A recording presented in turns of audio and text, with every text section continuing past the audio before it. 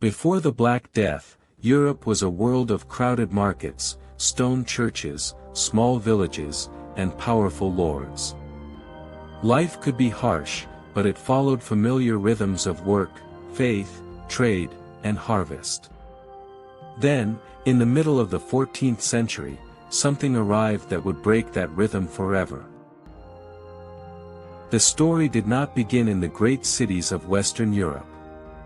It began far away, moving through lands connected by trade, travel, and empire.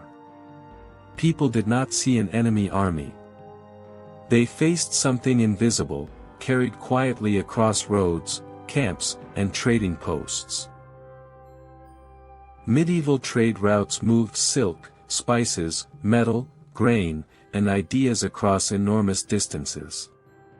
But those same routes also connected communities that had never been so vulnerable to the same disaster.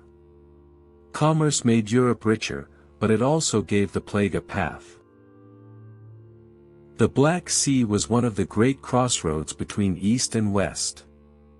Ships, merchants, and cargo passed through its ports, linking distant inland routes to the Mediterranean world. What seemed like ordinary trade would soon become one of history's most dangerous connections. In 1347, ships reached Sicily from the eastern Mediterranean. Their arrival marked the beginning of a catastrophe in Europe. At first, people saw only strange sickness and fear. They could not know that the disease was about to move from port to port, city to city. Busy harbors became places of silence. Traders withdrew, families closed their doors, and rumors moved faster than official warnings. Some cities tried to stop incoming ships and travelers, but the danger had already entered the networks that kept medieval Europe alive. Doctors and healers tried to understand the disease with the knowledge of their time. They studied old manuscripts, mixed herbs, observed symptoms, and searched for balance in the body. Their efforts were serious, but they lacked the science needed to understand bacteria and infection. As the plague spread, fear became its own force. People whispered in alleys, argued in markets, and looked for signs of danger everywhere. Without clear answers, rumor filled the empty space. Confusion made communities anxious, suspicious, and desperate for explanations. In cities like Florence, the plague struck at the heart of medieval prosperity. Streets that once held merchants, bankers, artists, and craftsmen grew quiet. Families hid indoors. Public life weakened. Even the richest cities could not buy safety from a disease they did not understand. For many people, the church was the center of comfort and meaning. Priests, monks, and worshippers prayed for mercy and protection. But the scale of suffering raised painful questions. Faith remained powerful, yet the crisis forced many to confront uncertainty in a new way. Medieval medicine reached its limits. Healers cared for the sick with the tools available to them: herbs, prayer, bleeding, observation, and inherited learning. Some treatments brought comfort, but none could stop the wider disaster. Knowledge itself seemed too small for the crisis.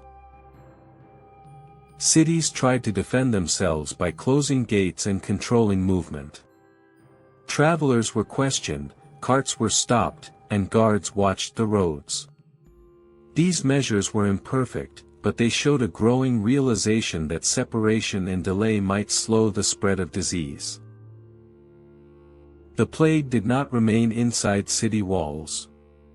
It reached villages, farms, and manors, places where life depended on hands in the fields and families working together.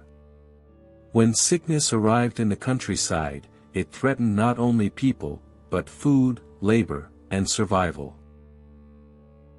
Soon, fields stood underworked and workshops fell quiet. A missing worker meant an unfinished harvest, an empty forge, or a trade that could not continue. The plague was not only a medical disaster. It became an economic shock that reached every part of society. The old feudal world began to crack. Lords needed labor, but many workers were gone. The people who survived became more valuable than before. The balance between nobles and peasants shifted, not because anyone planned it, but because the old system could no longer work the same way. Survivors began to demand better wages and greater freedom. Some refused old obligations. Others moved in search of work. For the first time in generations, ordinary laborers could negotiate with more strength. Out of disaster came a new awareness of their own value. Kings and lords tried to regain control. Councils issued rules, and officials attempted to freeze wages or force workers back into old roles. But laws could not fully restore the world that had existed before. The plague had changed the conditions underneath society itself. Fear also produced injustice. In many places, communities looked for someone to blame. Innocent minorities and outsiders were accused, threatened, or driven away. These persecutions reveal how panic can turn suffering into cruelty when people search for simple answers to terrifying events. The trauma of the plague entered art and memory. Paintings, manuscripts, and church walls grew darker and more reflective. Artists explored death, judgment, faith, and fragile human life. Culture became a mirror for a society that had seen how quickly the familiar world could vanish. For survivors, life could not mean exactly what it had before. Families remembered those they had lost. Communities valued time, work, and survival differently. The Black Death changed not only institutions and economies, but the private imagination of ordinary people.